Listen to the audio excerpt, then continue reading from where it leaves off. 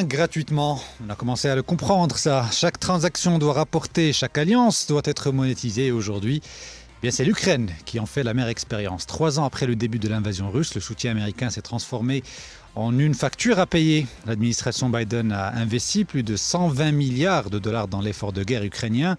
Et Trump, lui, veut désormais rentabiliser cette opération. L'Ukraine, riche en minerais rares et stratégiques, est priée de mettre ses ressources naturelles sur la table en guise de compensation. Mais si Donald Trump veut un retour sur investissement, l'Ukraine réclame des garanties de sécurité en échange de ses richesses. Une adhésion accélérée à l'OTAN.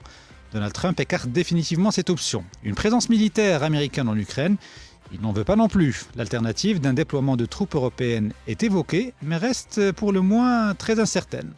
En clair, l'Ukraine pourrait se retrouver à céder une partie de son autonomie économique sans véritable contrepartie stratégique, d'autant plus que la Russie n'a pas dit son dernier mot. La plupart des gisements stratégiques, rappelons-le, sont situés dans des territoires occupés aujourd'hui par Moscou.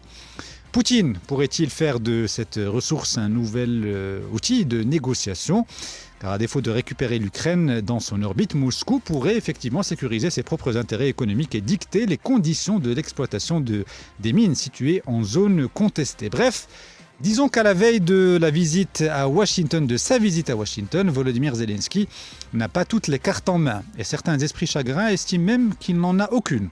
Il tentera en tout cas de décrocher, tant bien que mal, l'accord le moins contraignant et sans doute le moins humiliant pour son pays. Nous allons en parler ce matin dans votre émission Les Décodeurs d'Atlantique Matin avec Hafed Boutaleb et Anas Abdoun. Ce sera juste après le point info de 8h45. À tout de suite. Nous sommes ensemble jusqu'à 9h30 avec Hafed Boutaleb et Anas Abdoun ce matin pour l'émission du jour. Anas Abdoun à ma gauche, expert en géopolitique, senior analyste chez Stratas Advisors. Bonjour Anas. Bonjour Adil. Et Hafed Boutaleb à ma droite, analyste géopolitique. Bonjour Hafed. Bonjour Adil. Volodymyr Zelensky se rendra demain à Washington pour rencontrer Donald Trump. On nous annonce la signature d'un accord entre Washington et Kiev pour résoudre en quelque sorte cette situation ou ce conflit russo-ukrainien. Sauf que ce qui filtre, en attendant une annonce officielle peut-être demain, du contenu de cet accord, c'est que force est de constater que Volodymyr Zelensky n'a pas toutes les cartes en main et qu'il essaiera de convaincre, si il en a la capacité en tout cas, Donald Trump, de ne pas lui imposer un contrat qui soit beaucoup trop contraignant pour la partie ukrainienne. D'un autre côté, vous n'êtes pas sans savoir, j'imagine que vous avez suivi avec beaucoup d'intérêt le rapprochement politique et diplomatique entre Washington et Moscou récemment, avec comme point d'orgue un vote commun à l'ONU entre Américains et Russes sur une résolution traitant de ce sujet de la guerre russo-ukrainienne. Comment vous analysez ce qui est en train de se jouer là, ce qui se passe aujourd'hui sur l'axe Washington-Moscou, Washington-Kiev et Kiev-Moscou? Je commence par Anas Abdoun. Alors, ce qui est intéressant, effectivement, c'est qu'on assiste à un revirement stratégique de la part de la diplomatie américaine depuis l'élection de Donald Trump, où là, on est sur un accord bilatéral avec la Russie. L'idée, effectivement, c'est de mettre fin à la guerre, de mettre fin au soutien américain à l'Ukraine, et l'Ukraine elle-même étant fortement dépendante, non pas de l'aide occidentale, mais de l'aide militaire et financière américaine. À partir du moment où les Américains décident de se retirer, d'aller dans des relations ou des négociations bilatérales avec la Russie, eh bien, pour les Ukrainiens comme pour les Européens, vous n'avez aucune marge de manœuvre pour peser sur ces dossiers de négociation. Et donc là, on voit bien qu'il y a un intérêt stratégique des États-Unis, d'une part, de se rapprocher de la Russie, de mettre fin à la guerre qui pèse d'ailleurs sur la projection stratégique et l'aide économique américaine. Et donc l'idée, effectivement, c'est de pouvoir, dans la logique même du deal de Donald Trump, de négocier, d'essayer de reprendre un petit peu l'aide financière et militaire américaine, notamment avec cette idée de terres rares. Et on a du mal vraisemblablement, il a revu, en tout cas c'est ce qui filtre, il faut attendre la confirmation demain, mais il a revu à la baisse les fameux 500 milliards de dollars qu'il a fixés. Oui, effectivement, il a revu à la baisse, mais on a du mal à voir quelle pourrait être la marge de manœuvre ou la marge de négociation qu'a Volodymyr Zelensky, parce qu'il est contesté, il est contesté à à l'interne, il ne tient en Ukraine que par l'aide occidentale et américaine. Et en face, vous avez la Russie qui, sur le plan militaire et économique, est beaucoup plus structurée. Et donc, à partir du moment où votre principal soutien vous lâche, vous ne pouvez pas négocier avec celui qui vous nourrit. Ça n'a pas de sens. Justement, en parlant de marge de manœuvre de Volodymyr Zelensky, je crois que ce n'est pas un secret de Polichinelle, on peut le dire aujourd'hui, il n'a aucune marge de manœuvre pour contraindre ou essayer d'infléchir la position de Donald Trump. Vous l'avez très bien souligné, sans l'aide financière et militaire américaine, la guerre s'arrête en fait. Il n'y a pas de guerre. C'est à mon sens, le piège dans lequel est tombée l'Ukraine et dans une moindre mesure l'Union européenne, c'est que on se souvient que dès le début de la guerre, lorsque l'armée russe avait acquis un certain nombre de positions, notamment à l'Est, on avait vu un Volodymyr Zelensky qui avait une vision très pragmatique, c'est-à-dire il voulait donner des engagements à la Russie de ne pas adhérer à l'OTAN, il voulait peut-être même renégocier le statut de la Crimée, c'était au début de la guerre, et c'était l'administration américaine sous Biden qui lui a fait miroiter l'idée qu'il pouvait gagner la guerre sur le temps long avec le soutien américain. Aujourd'hui, avec le changement d'administration et le changement de la stratégie complète américaine, non seulement l'Ukraine, mais l'Union européenne se sont retrouvés dans cette dichotomie où ils se sont coupés de la Russie, qui est un élément important du continent européen et du partenariat européen, tout en permettant aux États-Unis de se rapprocher de la Russie. Donc c'est un gain stratégique économique intéressant pour les États-Unis. Hafed. Il y a Boris Johnson aussi qui avait beaucoup poussé, on se souvient les Britanniques aussi. Un coup de fil entre Boris Johnson en 2022 et Zelensky avait relancé un peu la hargne de Volodymyr Zelensky. Mais aujourd'hui, pour Volodymyr Zelensky, le vrai problème, c'est que, bon, bien sûr, il y a ce chantage qui est fait par Trump, mais il y a aussi le fait qu'à Washington, la rhétorique du Kremlin a été reprise. Le récit selon lequel... Le narratif russe le récit sur la désormais. Responsabilité de l'Ukraine a été repris par Donald Trump. Aussi, il faut le rappeler, Donald Trump a parlé d'élections en Ukraine, du fait que Volodymyr Zelensky était illégitime. C'est vrai que ça fait 1 an à peu près que le mandat a expiré. Il a traité de dictateur. Demain, il va recevoir un dictateur à la Maison-Blanche, si on suit ce qu'il dit. Ce qu'on comprend, c'est qu'aujourd'hui, c'est vraiment un renversement, comme l'a souligné Anas, un renversement total des positions des Américains en faveur du Kremlin, en faveur de Moscou. Et il y a plusieurs raisons qui expliquent ça.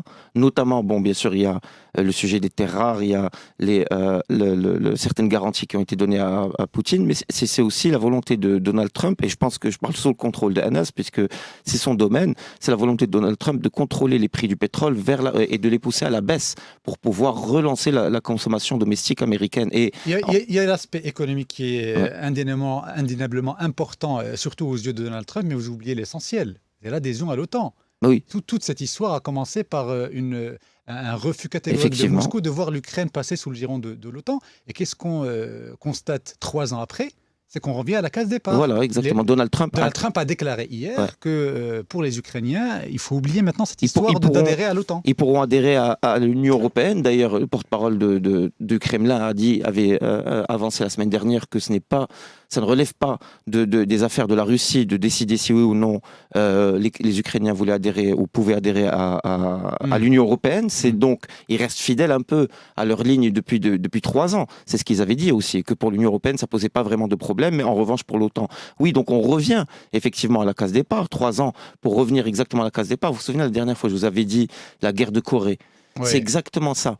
C'est vraiment un conflit qui a duré 3 ans, qui a été extrêmement meurtrier, dans lequel tout l'Occident s'était mobilisé pour faire face justement aux velléités à l'époque de Staline et du bloc soviétique. Et puis 3 ans plus tard, les choses étaient revenues exactement, donc c'était le 47e parallèle, exactement, le chat était retombé sur ses pattes, comme on dit, donc revenu sur le 47e parallèle, avec juste 3 millions de morts, pour parler de la guerre en Ukraine. Et aujourd'hui, ici, on ne sait pas combien, mais vraisemblablement, au moins peut-être 200 ou 300 000 morts du côté des armées de part et d'autre. On ne sait pas le nombre de civils, mais c'est vrai que le nombre de civils est resté limité. Le nombre de morts civils n'est pas très élevé. Mais c'est vrai que voilà, donc 3 ans où l'Ukraine a été détruite, le pays est divisé et puis le pays a définitivement perdu 20% de sa superficie. Oui, 1 million de morts au total, au minimum, des deux côtés. Morts et blessés. Morts et blessés. C'est le chiffre avancé par les plutôt par les CIA. Autour de 300 000 morts, du fait du conflit, de part et d'autre. Et c'est surtout des soldats, ce qui fait que c'est une véritable guerre de position. Juste avant la guerre en Ukraine, on parlait beaucoup des nouvelles guerres avec des drones en utilisant... là, on est revenu avec la guerre en Ukraine aux guerres classiques de position. Et les Russes ont démontré que sur le terrain, c'était eux qui étaient à l'avant-garde. Et puis je me rappelle aussi, parce que ce sujet nous l'avions abordé beaucoup à partir de février 2022, lorsqu'effectivement personne n'a vu venir, à part la CIA peut-être, cette invasion russe en terre ukrainienne. Et je me rappelle que quelques semaines après, les Européens se sont mis derrière l'Ukraine pour soutenir l'Ukraine militairement avec l'administration Biden. Et j'ai en mémoire les prises de parole de certains responsables européens qui nous annonçaient que l'économie russe allait être anéantie au bout de quelques semaines, qu'on allait asphyxier l'économie russe, qu'on allait mettre à genoux la Russie. Bruno Le Maire qui avait déclaré ça, je me rappelle très très bien. Force est de constater qu'aujourd'hui, on se dirige vraisemblablement demain vers une mise sous tutelle économique de l'Ukraine. Et dans ce cas de figure, on a du mal à imaginer un avenir radieux, malheureusement, pour ce pays qui a été meurtri par la guerre et qui sera sans doute très impacté très négativement par les conséquences de cette guerre et de cet accord qui sera conclu avec les Américains. Est-ce que vous partagez ce sentiment? Oui, je partage ce sentiment. J'aimerais simplement dire en préambule de ma réponse que vous aviez dit que c'est un retour au point de départ. Je pense que c'est même un retour antérieur au point de départ, parce que le point de départ, c'était que les États-Unis ont toujours appuyé l'adhésion de l'Ukraine à l'OTAN et que c'était plutôt historiquement la France et l'Allemagne qui étaient réticentes et qui bataillaient beaucoup au sein de la Commission européenne parce que les pays d'Europe de l'Est traditionnellement anti-russe voulaient l'adhésion à l'Ukraine. Et aujourd'hui, on s'est retrouvé avec les États-Unis qui avaient réussi sous l'administration Biden à convaincre la France et l'Allemagne d'avoir une position beaucoup plus atlantiste, beaucoup plus radicale, là où c'est maintenant les États-Unis qui font marche arrière et qui laissent l'Europe dans cette situation. Pour revenir sur la question économique, effectivement, ce qui est intéressant, c'est que au début de la guerre, la plupart des analystes avaient deux visions, et ce qui est intéressant, c'est que beaucoup, majoritairement, se sont trompés.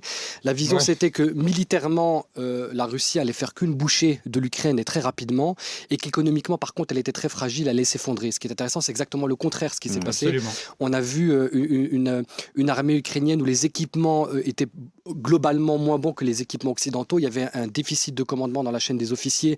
En gros, on a vu une armée russe qui n'était pas du tout préparée pour une guerre à haute intensité. Et en même temps, on a vu une économie russe qui était extrêmement résiliente. On a découvert ce que c'est qu'une économie de guerre. Absolument. Parce que le PIB, c'est pas un indicateur dans une économie de guerre. C'est pas l'inflation, c'est pas l'immobilier. Or, l'économie russe est constitutive de quelque chose de très primaire, c'est-à-dire les minerais, les ressources, les hydrocarbures, le blé. Et donc, vous avez un petit peu l'ensemble des éléments de ressources minières et naturelles qui vous permettent de réorienter ça vers l'industrie et l'industrie lourde. Et donc, ça vous permet de tenir et de contourner les sanctions. Par contre, le grand perdant économique de cette confrontation entre l'Ukraine et la Russie, c'est l'Ukraine et l'Union européenne. Ouais. Parce que quelle a été la ruse stratégique des États-Unis de faire d'un poids deux mesures, c'est en forçant un petit peu la main des Européens à adopter cette vision atlantiste jusqu'au boutiste dogmatique vis-à-vis des Russes.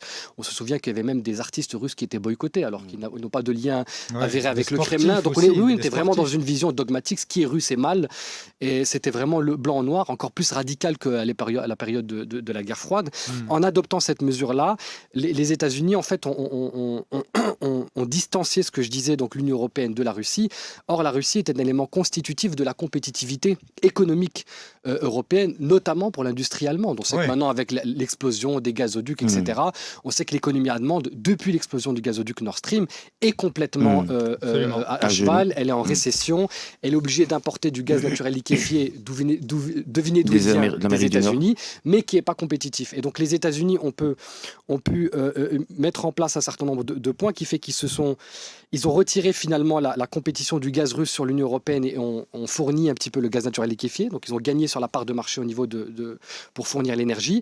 Mais en plus, les industries européennes n'étant pas compétitives avec le gaz russe se sont délocalisées aux États-Unis. Et donc c'est un vrai plan de guerre économique. Ils ont fait il y a un peu d'une pierre deux coups. Et puis quant à l'Ukraine, ce qui est intéressant et terrible pour ce pays qui se retrouve en fait piégé aussi par les promesses américaines aujourd'hui. Les promesses de l'administration Biden. De l'administration Biden, en fait, c'est américaine parce que c'est que Trump qui a un peu lâché, si vous voulez, l'Ukraine.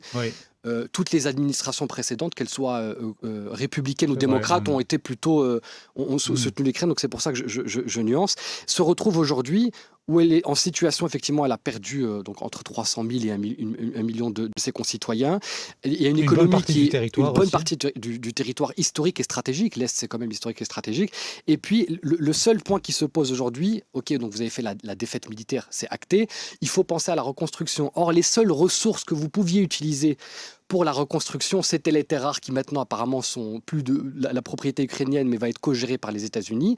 Et puis à partir du moment ou les Russes, c'est pas encore décidé. Oui, ou les Russes, en tout cas Parce par les ouais. Ukrainiens. Et puis dernier point, à partir du moment où vous êtes quasi en situation de guerre avec les Russes, vous ne pouvez que vous rapprocher avec l'Union européenne, mais votre niveau de compétitivité n'est pas du tout le bon.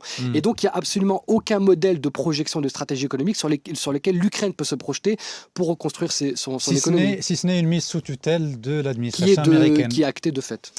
Hafid, je vais vous donner la parole juste après le point info, parce qu'il est 9h, voilà, et que Mourad Babaa nous a déjà rejoint. On poursuit le débat avec vous, messieurs, dans quelques instants. À tout de suite. Ce matin, de l'avenir de l'Ukraine, le président ukrainien Volodymyr Zelensky se rend demain à Washington pour tenter de sceller un accord qui soit le moins contraignant possible pour l'Ukraine. Et juste avant le journal, on est en train de discuter notamment avec Anas sur effectivement cette mise sous tutelle annoncée, économique en tout cas d'un point de vue économique sur l'Ukraine. Est-ce que vous pensez que malgré tout ça, malgré tout ce qu'on a dit depuis le début de cette émission, Volodymyr Zelensky dispose d'une certaine marge de manœuvre pour essayer d'infléchir la position peut-être de Donald Trump sur l'accord qui sera signé demain?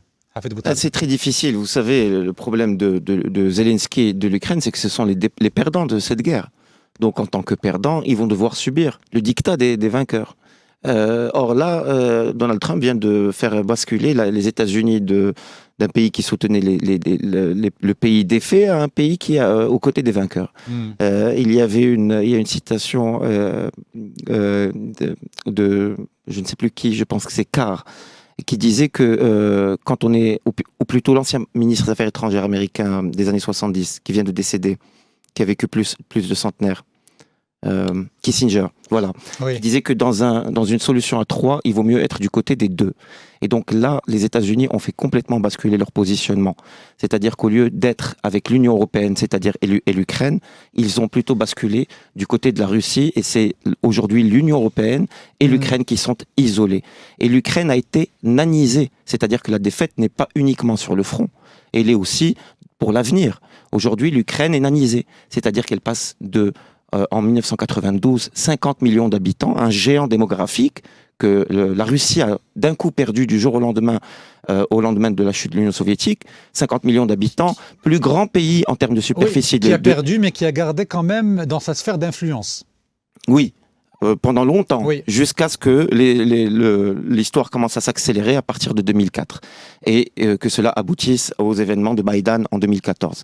Et donc, effectivement, à ce moment-là, la Russie, l'Ukraine plutôt, 50 millions d'habitants, une superficie de 600 000 km² qui est la plus grande au sein du continent européen après, évidemment, la Russie. Donc, un géant qui aurait pu être un géant économique de l'Union européenne. Malheureusement, aujourd'hui, ce n'est plus que 25 millions d'habitants. Donc, à peu près la même taille qu'un pays comme la Roumanie. Ce n'est plus que 480 000 ou 470 000 km². Ça en fait toujours un grand pays par rapport aux autres pays, aux tailles moyennes standards du continent européen. Mais ce n'est plus le plus grand. C'est aujourd'hui le deuxième après la France, peut-être même au même niveau que la Norvège. Et puis économiquement, écroulement total, petite économie, moralement, effondrement du moral du peuple ukrainien, puisque, vous savez, ce sont des familles où souvent en Ukraine, il n'y a qu'un seul enfant. Donc beaucoup de ces soldats qui sont morts n'ont pas de frères et sœurs. Donc ce sont des générations qui sont coupées complètement. Sacrifiées. Je reviens juste sur la question de l'accord qui sera signé demain, parce qu'on parlait essentiellement...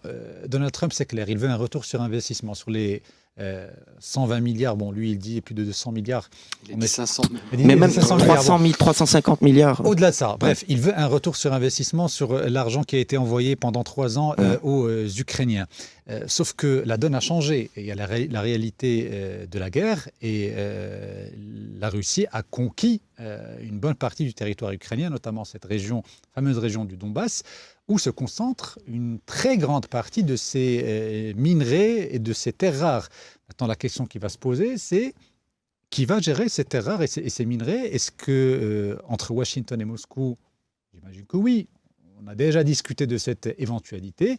Et comment justement les Américains et les Russes pourront dealer cette question des terres rares? Alors, Oui, Hafid. oui, il y a aujourd'hui un rapprochement entre Washington et Moscou. Pour autant, les Russes n'accepteront pas que sur leurs terres conquises, qu'ils considèrent comme étant aujourd'hui, même constitutionnellement, puisque Poutine a changé la constitution, les 4 oblasts ukrainiens de l'Est, le Donbass, Zaporizhzhia, bon, les 2 autres, donc toujours dans l'Est ukrainien, font partie aujourd'hui totalement du territoire russe. Et ils n'accepteront pas que les Américains partagent avec eux ces terres rares, même dans les négociations. En revanche, pour les terres rares qui sont sur le reste du territoire ukrainien, les Russes n'auront pas leur mot à dire.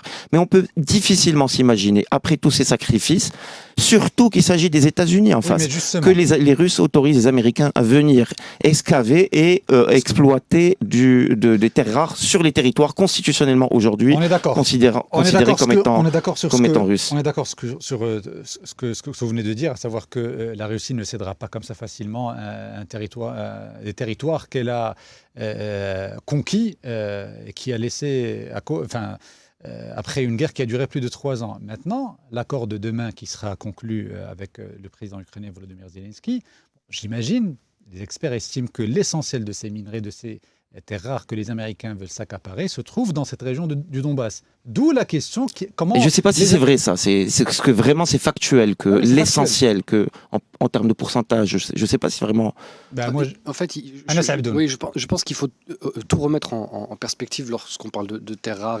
Effectivement, en tout cas de ce que j'ai regardé, la majorité effectivement de ces terres rares se trouve dans le Donbass. Mais il ne faut pas oublier que si on regarde un petit peu les réserves mondiales, je crois que la part des États-Unis, elle est moins de 2%. Donc même la part entre guillemets minoritaire en Ukraine peut être un intérêt stratégique pour les États-Unis. Il ne s'agit pas de tout prendre et de dire... je pense que si la négociation entre Donald Trump et Volodymyr Zelensky se concentre sur les terres rares, sur la partie ukrainienne non occupée ou la partie non russe, dépendamment de quel côté on se met. Donc c'est pour ça que je donne les 2 versions. Ça peut être un atout stratégique significatif pour les États-Unis du fait de leur manquement sur ces terres rares. Et puis c'est un projet qui a une vision géopolitique beaucoup plus stratégique globale. Il faut bien comprendre que l'accès aux terres rares, c'est pas simplement, ça relève pas simplement de l'économie. Globalement, c'est un rapport de stratégie de domination géopolitique. C'est extrêmement important parce que dans la course à l'hégémonie, ou plutôt dans la volonté des États-Unis de rester hégémoniques face à la Chine, ils avaient un avantage considérable. C'était par rapport à la Chine, c'était qu'ils avaient, à partir de 2014, découvert de grosses réserves de pétrole et de gaz de schiste en territoire américain, ce que les Chinois n'avaient pas. Et donc, tandis que les Chinois devaient continuer à sécuriser un certain nombre d'approvisionnements de pétroliers et gaziers, notamment du Moyen-Orient, pour les Américains, le fait que ce soit dans leur territoire, ça leur donnait un avantage compétitif. Or, avec les mutations des changements économiques, les terres rares sont devenues un élément très important sur les mutations économiques, sur le nouveau développement industriel. Or, dans ces terres rares, plus de 50% des réserves mondiales se trouvent en Chine. Ouais. Et donc, il fallait, pour que les États-Unis restent un petit peu compétitifs dans cette course à l'hégémonie, les acquérir, même si c'est en Ukraine. Mais je reviens à la question à laquelle je crois qu'on n'a toujours pas répondu. C'est est-ce qu'un accord entre Volodymyr Zelensky et Donald Trump peut donner sur du concret sans l'aval et l'accord aussi des Russes qui occupent de facto aujourd'hui la région du Donbass. Je pose la question et la réponse ce sera juste après le point info, puisqu'il est 8h15 et Karim Droney, il est 9h15, 9h16 même. Karim Droney nous a rejoint pour le point info. D'Atlantique Matin. La suite des décodeurs d'Atlantique Matin, toujours avec Hafid Boutaleb et Anas Abdoun. Je vous ai posé une question juste avant le point info de Karim Droney. Et c'est sans doute la grande question à laquelle il faudra trouver une réponse rapidement. C'est quid de la Russie dans cet accord annoncé demain entre Volodymyr Zelensky et Donald Trump? Est-ce qu'un accord entre les 2 hommes peut être effectif sans effectivement impliquer d'une manière ou d'une autre la Russie dans les négociations? Alors en réalité, on attendra demain pour voir un petit peu les tenants et les aboutissants de cet accord, mais en réalité, il y a 2 thèses pour un peu clarifier le débat. La première thèse, effectivement, c'est que la négociation entre les Américains et les Ukrainiens, si tant est qu'il y a une négociation parce que le rapport de force est pas le même, mais en tout cas, les termes de ces négociations-là traitent uniquement des terres rares qui sont en territoire ukrainien, parce qu'il y en a aussi à l'ouest de l'Ukraine, donc qui ne sont pas sous contrôle russe, qui, comme je le disais, malgré qu'elles soient minoritaires par rapport au territoire originel de l'Ukraine, est un atout stratégique et considérable par rapport aux États-Unis du fait qu'ils n'ont pas beaucoup de ces ressources-là. Donc ça, c'est la première thèse et à mon avis, c'est la plus probable. Et puis la deuxième thèse, c'est effectivement qu'on négocie directement entre les États-Unis et la Russie sur l'exploitation américaine des terres rares qui se situent en territoire russe. Maintenant, connaissant... Moi, je trouve que ce scénario est le plus plausible. Et le plus Alors, effectivement, il faut... Vous savez pourquoi ? Dis-moi. Je me permets de vous interrompre parce qu'il y a un autre élément qui est important qu'on avait évoqué et la prise de parole de Donald Trump hier est tout sauf anodine. Lorsqu'il dit aux Ukrainiens, vous oubliez l'adhésion à l'OTAN, c'est une carte qu'il a en main et un argument de poids auquel les Russes, on le sait, sont très très très sensibles. Ça peut être un argument à mettre. Beaucoup moins après 3 ans de guerre, parce qu'aujourd'hui, l'Ukraine ne peut plus adhérer à l'OTAN, même militairement. Mais vous savez, si les Américains, si les États-Unis. Ça veut dire quoi ? C'est que Trump va prolonger la guerre ? Pour la faire simple, en échange de la fin des hostilités, la fin de la guerre et l'accès aux Américains aux terres rares ukrainiennes, la contrepartie, effectivement, c'est la non-adhésion définitive de l'Ukraine à l'OTAN. Ce que Vladimir Poutine a réclamé depuis le début. Moi, j'ai plus de réticence sur cette théorie. Je vais vous expliquer pourquoi. Le premier élément, c'est que lorsqu'on connaît un petit peu la culture russe et le rapport à la souveraineté, conquérir des territoires pour en dégager les ressources aux États-Unis en plus, j'ai du mal à voir ce scénario. Ça, c'est le premier élément. Et puis, je pense que le débat à l'OTAN est totalement anachronique aujourd'hui pour 2 raisons. La première, c'est que lorsqu'on a vu une Ukraine qui s'est complètement effondrée et que même les Européens ne veulent pas avoir un retour à la guerre, faire adhérer l'Ukraine à l'OTAN, ce serait une énième provocation dont personne ne veut. Et puis surtout, c'est quoi l'OTAN aujourd'hui ? À partir du moment où les États-Unis se désengagent... Le général de Gaulle disait ce grand machin. Emmanuel Macron parle de mort cérébrale. Là, c'est mort cérébrale, là, c'est mort tout court. Parce que l'OTAN, en fait, c'était le parapluie américain. Il n'y avait pas une vraie coopération entre les pays d'Europe et les États-Unis. À partir du moment où les États-Unis se désengagent de cette alliance atlantique et le disent clairement, disent qu'il faut effectivement que la garantie de la protection américaine n'est plus acquise et qu'aujourd'hui, on reparle encore une fois des énièmes débats sur l'Europe de la défense, etc. Tout le monde sait que l'OTAN est mort. Adhérer à l'OTAN maintenant, c'est être en retard de l'histoire parce que l'adhésion à l'OTAN n'est plus une garantie de la protection américaine. Or, tout le monde voulait adhérer à l'OTAN pour la protection. Maintenant, l'adhésion à l'OTAN, ce serait de la provocation russe sans la protection américaine. Il faut savoir que Donald Trump, aujourd'hui, est demandeur parce qu'il a intérêt à ce que la paix revienne sur les territoires ukrainiens. Il a intérêt aussi à solder le conflit après les événements du 7 octobre, le génocide à Gaza, pour pouvoir appliquer son programme qui est celui du containment, donc de la Chine, l'encerclement de la Chine. Et ce rapprochement avec Poutine rentre aussi dans une optique du début dans un certain encerclement de la Chine. Donc, c'est Donald Trump qui est demandeur. Et aussi, il faut rappeler qu'il y a cette question de l'énergie. À la veille de leur départ de la Maison-Blanche, les démocrates avaient appliqué un certain nombre de sanctions sur des navires et sur des entreprises énergétiques russes. Ce qui fait que ça a permis de préserver ou de stabiliser les prix du baril. Or, aujourd'hui, il y a une tendance baissière, il y a une pression sur la baisse en levant ces sanctions-là. Ce que Donald Trump promet aussi aux Russes, et en levant aussi notamment les sanctions sur Gazprom, que Joe Biden avait appliqué juste récemment avant de quitter le bureau ovale, eh bien, il permettra d'accroître la production et de baisser le prix. Et ça, c'est très important pour Donald Trump. On se souvient que pendant les 4 ans qu'il avait passé le premier mandat à la Maison-Blanche, il avait beaucoup pesé, il poussait pour que les prix du baril stagnent et restent sur la baisse. Et c'était 4 ans pendant lesquels le prix du baril est oscillé entre 65 et 70 $. Et je pense que Donald Trump souhaite revenir à cette configuration puisqu'elle est importante pour lui pour pouvoir relancer la croissance aux États-Unis. On verra en tout cas comment va se dérouler la réception de Volodymyr Zelensky demain à la Maison-Blanche. J'imagine que vous avez vu les images du président américain et du président français. Ça a été beaucoup commenté. Il y a un style Trump qui est très axé sur la puissance de l'image. et les symboles. Et il y a certains symboles qui en disent long sur ce que pensent réellement les uns et les autres sur ces sujets. On suivra tout ça avec beaucoup d'intérêt et il nous reste moins de 10 minutes et j'aimerais qu'on aborde l'autre actualité aux États-Unis. Hier, c'était le premier cabinet réuni de Donald Trump depuis sa prise de fonction avec un guest star. Il s'appelle Elon Musk. Traditionnellement, ce sont les fonctionnaires nommés officiellement et validés par le Congrès qui siège à ce fameux cabinet. C'est l'équivalent d'un conseil de ministres. Et il y avait un guest star, Elon Musk pour ne pas le citer. Et alors moi, j'ai vu dernièrement un tweet qui m'a fait beaucoup rire, je ne vais pas vous mentir, et qui a suscité la polémique d'ailleurs aux États-Unis. Un tweet de Elon Musk dans lequel il dit, là, je vais vous le citer, ça date d'il y a quelques jours, en accord avec le président Donald Trump, tous les employés fédéraux recevront sous peu un courriel pour comprendre ce qu'ils ont fait la semaine dernière. L'absence de réponse de la part donc de ces fonctionnaires sera considérée comme une démission. Bon, moi, ça m'a fait rire. Parce que j'ai tout de suite automatiquement fait un parallèle avec parfois ce qui peut éventuellement se passer dans le milieu de l'entreprise ou même chez nous. Enfin, chez nous, pas dans le groupe, mais chez nous au Maroc. Et cette directive qui a été envoyée samedi dernier, la directive a donc effectivement été envoyée samedi dernier et qui ordonnait aux employés d'énumérer 5 tâches, c'est précis, 5 tâches qu'ils avaient accomplies au cours de la semaine dernière, a effectivement suscité pas mal d'incompréhension et de confusion au niveau de l'administration. Elon Musk s'en est justifié par la suite hier et il a soutenu que son message avait été mal compris. Il en remet une couche. Et avait été mal compris, avait pour but de trouver des personnes mortes ou fictives. Et là, je vous cite une autre citation d'Elon Musk pour justifier cela. Je pense que cela a d'abord été interprété comme une évaluation des performances, mais il s'agissait en fait d'une vérification du pouls.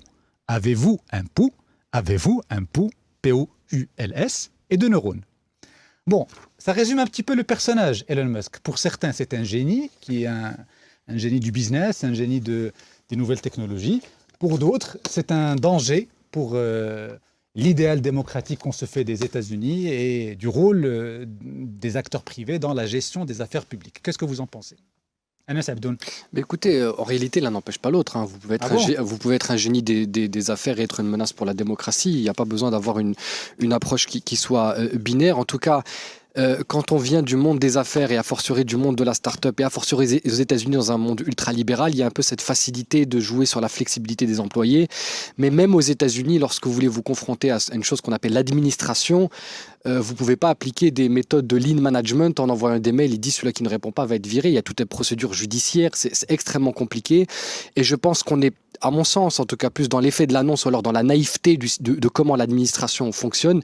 Même pour un Elon Musk qui a un certain nombre de prérogatives au niveau fédéral, c'est extrêmement compliqué d'aller à l'encontre de l'administration. L'administration est dans beaucoup de pays est bien plus forte que l'exécutif. Et d'ailleurs, on a eu un certain nombre de réactions de directeurs d'agences, de directeurs d'un certain nombre de départements fédéraux, des consignes de leurs employés, de ne pas, même les renseignements, de ne pas répondre à ce mail. Et puis aussi la temporalité, je terminerai par là. Toute l'administration sait qu'au mieux, Elon Musk est là 4 ans, sachant que dans 2 ans, il y a les midterms. Et donc, on va faire le dos rond en attendant que cette vague Trump-Musk passe. Hafed. Écoutez, moi ce que je trouve curieux, c'est ce département nouveau de Trump, de Elon Musk, c'est-à-dire la rationalisation des dépenses de l'État. Et je trouve que c'est une manière pour Donald Trump d'introduire un poste de Premier ministre, d'une certaine manière, parce que ce département est assez transversal. Vous avez raison, d'autant plus que le poste ou le rôle de vice-président est plus symbolique qu'autre chose. Voilà, il y a un vice-président. Et d'ailleurs, hier, lors de ce cabinet réuni, Elon Musk a beaucoup plus pris la parole que J.D. Vance. Oui, voilà. Trump qui a pris la parole. Effectivement. Et quand vous dites cabinet, c'est curieux pour les États-Unis. On n'est pas habitué. Moi, ça me fait plus penser au 10 Downing Street, au Royaume-Uni. C'est l'appellation aux États-Unis depuis toujours. Oui, mais comme le focus est souvent sur le président, on met très rarement le spotlight sur le cabinet, sur la réunion du gouvernement. Et le spotlight est d'autant plus important cette fois-ci que Elon Musk a pris la parole pour dire ce qu'il a dit. Donc on a un Premier ministre en fait aux États-Unis, c'est ça. Donc voilà, on a et donc en fait c'est ça. Un Premier ministre mais qui vient du privé, qui peut partir à n'importe quel moment. Mais les deux, Elon Musk et Donald Trump veulent réformer en profondeur les États-Unis. Quand vous dites Anas, dans 2 ans c'est le midterm. Moi, j'ai un point d'interrogation. On ne sait pas vers où vont les États-Unis. Est-ce qu'il n'y aura pas une modification de la Constitution? Et ça, on le saura dans les 6 mois. Parce que s'il doit y avoir une modification de la Constitution, notamment pour permettre à Donald Trump de se représenter dans 4 ans, et je suis sûr que cela est aujourd'hui sur la table. Maintenant, est-ce que ça a été tranché ou pas, c'est autre chose. Mais je suis sûr que la question est sur la table. Mais ça, c'est vous, Eh bien, c'est vous qui le dites. Il ne oui, l'a jamais mais déclaré. vous savez, quelqu'un Là, c'est la rhétorique des anti-Trump. Non, je ne suis pas anti-Trump. Attention, vous le savez très bien. Mais je ne dis pas que vous êtes Oui. anti-Trump, mais vous me rappelez plutôt les éléments de langage de la mouvance anti-Trump qui nous dit attention, c'est le diable qui arrive aux manettes. Mais pourquoi je dis C'est un dictateur qui va essayer Parce que quand on parle de midterm, c'est qu'on part sur le principe de la vieille école démocrate et républicaine, les vieux partis, les vieux classiques qui étaient habitués On y est Non, toujours. enfin, tout a changé, je suis désolé. On est toujours. Aujourd'hui, On est le Parti toujours. républicain n'a plus rien à voir avec le Parti républicain qu'il était il y a à peine 10 ans. Oui, mais, Il y a eu un oui, hold-up mais- de Trump sur le Parti Il y a une républicain, mort un culte de la institutionnalisée personnalité et autour de toujours. Donald Trump. Oui, mais Donald Trump a eu besoin du Parti républicain pour se faire élire. Bien Sans évidemment, le Parti mais il l'a républicain, complètement ravi. Aujourd'hui, les républicains... il les a conquis. Et il oui. les a conquis complètement. Et aujourd'hui, il a un parti aux ordres qui est mis au pas. Et on peut s'imaginer qu'il voudra mettre au pas aussi les institutions Bah, américaines. on appelle ça un chef. Un chef est fait pour non, chefer, mais pour faire je adhérer ne les autres. dis pas que c'est bon ou pas bon. Mm. Ce que je dis, c'est que pour Elon Musk, effectivement, peut-être qu'il n'est pas là que pour 2 ans et qu'il est là pour bien plus longtemps et qu'il y a des réformes institutionnelles qui seront mises en place dans les prochaines semaines. C'est sur la table, je pense. Maintenant, est-ce que c'est tranché ou pas? La question reste à élucider. Wait and see. Wait Comme on and dit, see, comme on dit. exactement. Bon, ben, on va conclure là-dessus. Merci beaucoup, messieurs. Le temps passe très très vite. La discussion était passionnante et intéressante avec vous. J'espère que nos auditrices et nos auditeurs ont pris du plaisir à vous écouter et ont appris des choses intéressantes ce matin. Merci beaucoup, Hafid. Merci Adil. Merci, Anas. Merci. C'est une première dans les décodeurs. Oui. Et ça ne sera pas la dernière. Ah, c'est gentil. Merci beaucoup, messieurs. À bientôt pour une autre émission. Karim Droné revient dans quelques instants pour le journal de 9h30.